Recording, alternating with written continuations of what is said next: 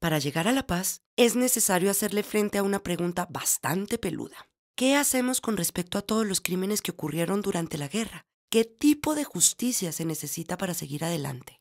Y ahí es cuando algunos hablan de impunidad. Se rumora que este proceso no va a castigar a los criminales, que simplemente vamos a olvidar todo lo que pasó y haremos como si nada. El problema es que, según los rumores, la paz sin impunidad significa meter a la cárcel a todo el que haya cometido crímenes, y estos rumores son bastante simplistas. Primero, porque no es cierto que no vaya a haber cárcel, pues de hecho se contemplan casos en los que habría penas entre 15 y 20 años, aunque también es cierto que en otros casos habrá amnistías. Pero segundo, y más importante, la idea de la impunidad es simplista porque la justicia que se definió en el acuerdo es mucho más provechosa que la cárcel o que el mero borrón y cuenta nueva. El acuerdo trata de entender la justicia no como un castigo a los malos, sino como una oportunidad para reconstruir la verdadera historia del conflicto y más aún, para reparar a las víctimas. Lo que está en juego aquí es un cambio de paradigma. Es la diferencia entre un modelo de justicia punitivo, algo peligrosamente cercano a la venganza, y otro que busca la reparación de las víctimas y la reconciliación del país.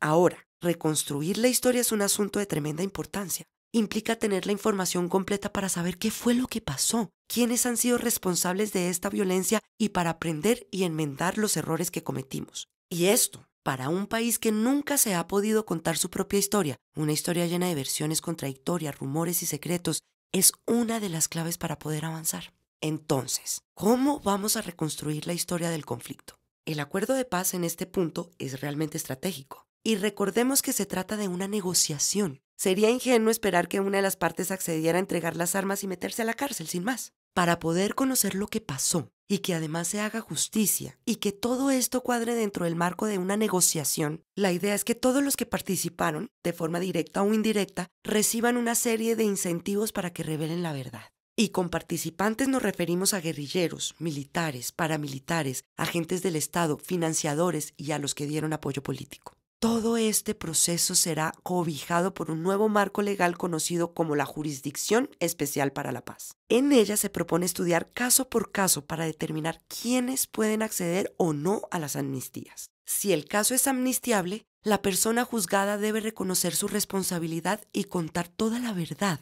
para conocer los detalles del delito y a los responsables. Y el tema de la verdad es fundamental. Si ayuda con esto, su pena sería trabajar entre 5 y 8 años bajo la vigilancia del Estado para las comunidades afectadas u otras obras sociales. Si no lo hace, entonces iría a prisión. Ahora, delitos de lesa humanidad, genocidios, violaciones sexuales y otro tipo de crímenes graves no serán amnistiables. Su castigo será la cárcel. Por supuesto, el proceso tiene más detalles. Por ejemplo, se tiene en cuenta si la verdad es completa o no, si hay evidencias o testimonios contradictorios, y estos factores alteran el tipo de pena que reciben los responsables. El punto es que, al mismo tiempo que condena a esos responsables, esta estrategia sirve para reparar a las víctimas, no solo por los trabajos que los culpables tendrían que hacer para la sociedad, sino por la información muy valiosa que deben compartir, información que servirá para llevar a juicio a los demás responsables, para ayudar a encontrar a las víctimas de desaparición forzada y para registrar la memoria del país. De hecho, se va a crear una unidad para la búsqueda de personas y una comisión para el esclarecimiento de la verdad. Estas serán entidades encargadas de entrevistar a los excombatientes, a las víctimas, a los implicados en el conflicto y en general de hacer investigaciones que conduzcan a establecer la verdad, ya no en un sentido estrictamente judicial,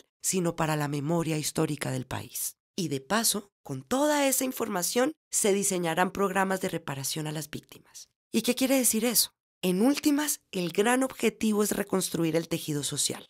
O sea, encontrar la manera de que las comunidades, los territorios, las organizaciones y los individuos que fueron afectados por el conflicto recuperen sus derechos y su forma de vida. En términos de acciones, esto implica indemnizar a las víctimas, restituir tierras, recuperar prácticas sociales, promover pactos de perdón y convivencia, ofrecer seguridad y, ante todo, garantizar que estos crímenes no se vayan a repetir. Y, claro está, la no repetición va más allá de las víctimas. El gran propósito del acuerdo es lograr una paz duradera para toda Colombia. Y esto solo es posible si se generan los mecanismos pertinentes para la reconciliación y la convivencia, si se conoce el contexto histórico que dio origen al conflicto y los factores responsables de que fuera tan cruel y extenso.